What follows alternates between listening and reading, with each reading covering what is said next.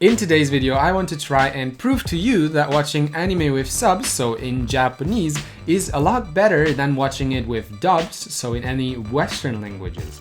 With my convincing argumentation and super elaborate proofs, I will enlighten you about this wondrous wisdom world of Japanese and those little hidden nuances that you might have missed out on until now. Now, first of all, I don't hate dubbed anime. Like, I watched them all my life when I was a pooping child, and I always had a close connection to anime and mangas, and they were always in English or German. But the past few years I've been watching subbed anime because now I speak Japanese, and I think it makes a huge difference if you understand a little bit of Japanese, because there's a huge dimension that kind of just gets lost when you watch dubbed anime that has to do with character depth. Japanese has a plethora of words to choose from that all mean the same thing. Let's take the word I or me, for example. So there are over 50 different ways to say I in Japanese. Here's my list of a few of these words that often are used in anime. Now, of course, you could just take any random word of these 50 words and just say I, but all of them have a different nuance to them. For example, these few words all have a different meaning in terms of age.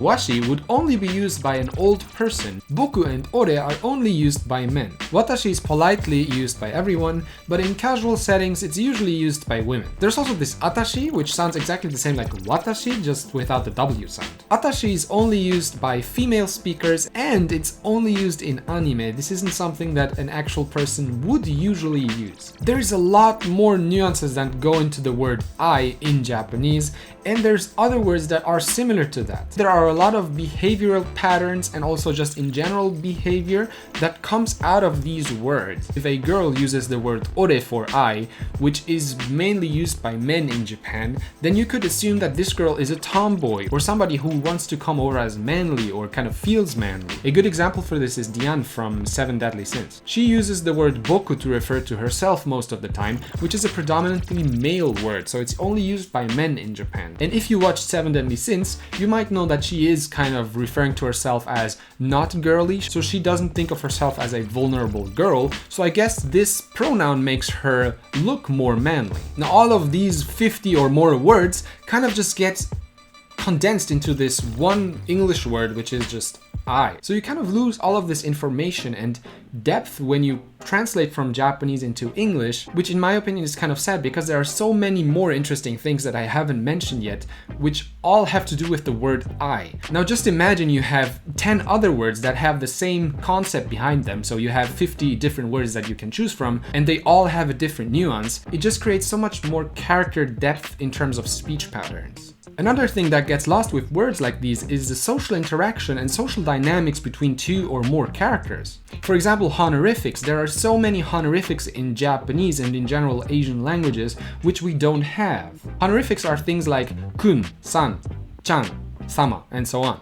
Honorifics help you understand what kind of relationship the talker and the listener have to each other. So are they strangers? Do they know each other for a long time? Are they boss and employee? Again, all of these things just get lost. I'm sure if you've learned some Japanese or you've just watched some subbed anime, you've noticed that at the end of Japanese sentences, there's always some sort of sounds. There's an extra thing there that doesn't really have anything to do with the meaning itself.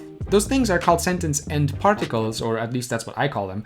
And there are a lot of them that help you understand the nuance behind what is said. Is it said indirectly or directly, or is there a hidden meaning behind the whole sentence? Or is he talking down to somebody? Is he talking submissively to somebody? There are a lot of different feelings and character traits that go into those end sentence particles, but the most common ones can be translated into our languages fairly easily. Now, the ones I want to talk about today, though, are the uncommon ones, the things that people usually don't say in real life, but in anime they are said. Now, how do you translate something that a normal person wouldn't really say and it wouldn't really work in real life, but in anime it works perfectly? And if it's not there, you also lose a different character depth dimension that usually is very important to that character. The best examples I have for this are the characters from Yu-Gi-Oh! GX. This is the second Yu-Gi-Oh! Anime that came after the original one that has a lot of goofy characters that say stuff that usually nobody would say in real life. There are three characters that really stand out to me in terms of speech patterns. The first one is Crowler.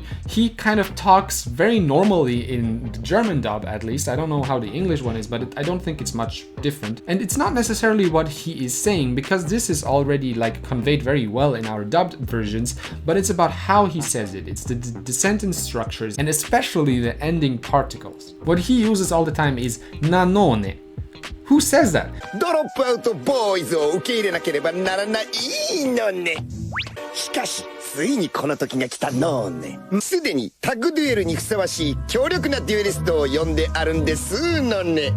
It's like an Italian version for ne, but he says this after every sentence, and it makes what he says a lot funnier in a sense, because you kind of get used to it, and after the second season you will just laugh at every sentence he says. I and my girlfriend are living proof, because we started using those ending particles of these characters, and it's been hilarious to use them with each other. Nanone really doesn't have any meaning. You can't translate it over into our languages, because that would just be like some sort of Italian accent, but it also doesn't really work because it's not the same thing.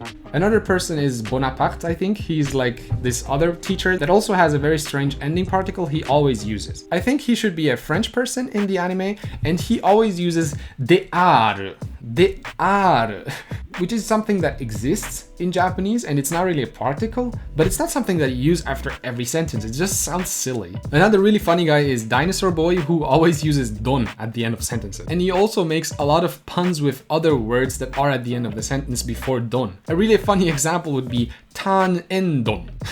And it feels like dialects, because dialects in Japan are really funny, and I should really make a video about them, because they use endings and verb conjugations which for you at least don't really make sense. So this feels the same, and you really lose out on these very characteristic dialects that we don't replicate in the dubbed animes. I really think speech patterns like these give the characters more personality, and just in general they make them more interesting. The last point I have is the politeness. Japanese is such a polite language. You can say a sentence with 3 words with 15 words, and it has the same meaning, but it's just much more polite. I mean, we can say a sentence politely as well, but it's never going to be as extreme of a contrast between the casual and the polite sentence as in Japanese. So there is like a bigger spectrum of politeness than in our languages, so therefore there is a squish in all of this, which kind of also loses a lot of nuances that can happen between two people and two other people. For example, the same person